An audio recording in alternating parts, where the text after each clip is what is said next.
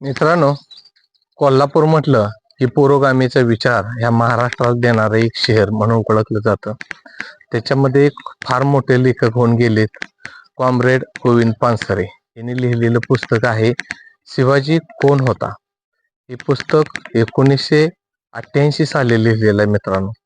आणि त्याच पुस्तकाची माहिती देण्यासाठी मी सचिनराव यादव सर्वांना मनपूर्वक जय जिजाऊ. मित्रांनो, गोविंद पानसरेचे ज्या वेळेला हत्या झाली, त्यांचा खून करण्यात आलेला मित्रांनो, त्याच वेळ अतिशय मोठ्या प्रमाणात त्या पुस्तकाच्या प्रति ह्या महाराष्ट्र आणि महाराष्ट्राच्या बाहेर सुद्धा गेलेले आहेत. पण ह्याचाच विषय आज का घेतोय तर आज जी तारीख आहे साधारणपणे ते 24 तारीख आहे आणि ह्या 24 तारखे साधारणपणे 21 तारखेला महाराष्ट्राचे एक आमदार संजय गायकवाड यांच्या पत्नीला 21 तारखेला कुणीतरी गिफ्ट म्हणून पुस्तक दिलं आणि ते पुस्तक होतं शिवाजी कोण होते.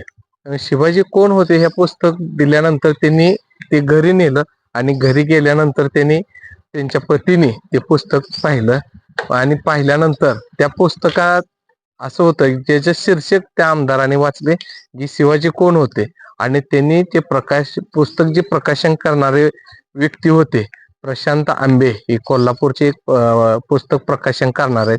त्यांना रात्रीचा फोन केला आणि त्यांना अपशब्द बोलण्यात आले की तुला मारून टाकेन, तुझ्या घरी येईन, शिवाजी काय तुझ्या आईचा नवरा होता का, अशा अनेक गोष्टी त्यांनी अपशब्द वापरले. मित्रांनो, हे पुस्तक ह्या पुस्तकावरून एका लेखकाचा जीव गेलेला आहे मित्रांनो. आणि हे पुस्तक वाचल्यानंतर शिवाजी महाराज काय होते आणि कोण होते हे आपणाला त्याचा संदर्भ समजला जातो.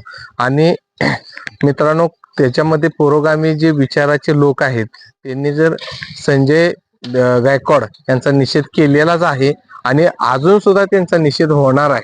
तर कोल्हापूर नगरीतून त्यांच्या विरोधात गुन्हा दाखल करा म्हणून मोठ्या प्रमाणात मागणी होत आहे. आणि जे पानसरेंचे सुनबाई आहेत मेघा पानसरे यांनी सुद्धा त्यांचा निषेध केला आणि गुन्हा दाखल करा म्हणून त्यांनी चळवळ चालू केलेली आहे.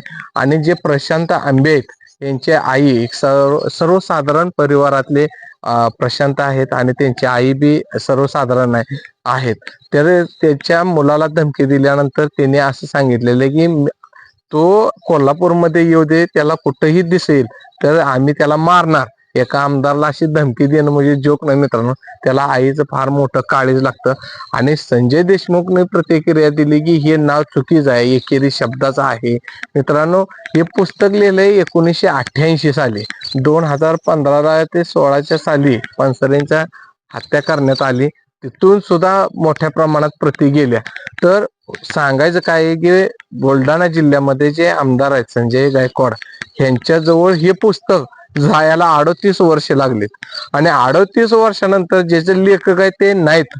आणि त्या ज्यांनी पुस्तक प्रकाशन केलं त्यांना रात्रीचा फोन करणं, दम देणं, तो असंच काय केला तसंच काय केला म्हणून त्याच्यावर एक पदाचा गैरवापर करणं, मी आमदार बोलतोय, अशा गोष्टीला थारा न देता स्वतः त्या आमदारांनी पुस्तक वाचावं पाहिजे होतं. वाचल्यानंतर शिवाजी महाराज काय ते समजतं.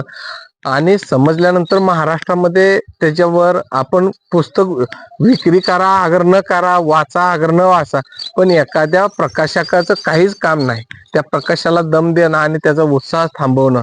मित्रांनो, प्रशांत आंबे जर पाहिला तर एक अतिशय सर्वसामान्य प्रकाशक आहेत आणि त्याच्यावर एका आमदारने एवढा मोठा दबाव, धमकी देणं, दम देणं ही योग्य नाही.